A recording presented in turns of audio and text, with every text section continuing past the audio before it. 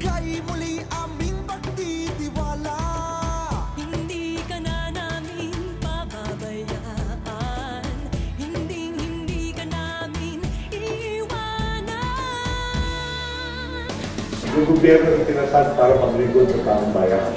Walang bahid, walang duda, kasama ka sa laban na tapat.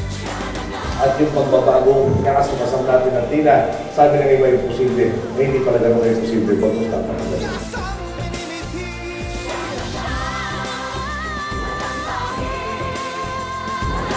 Ang galing ng tiwali, itatama ang mali. If collectively we do right, we reform our society, we change our society.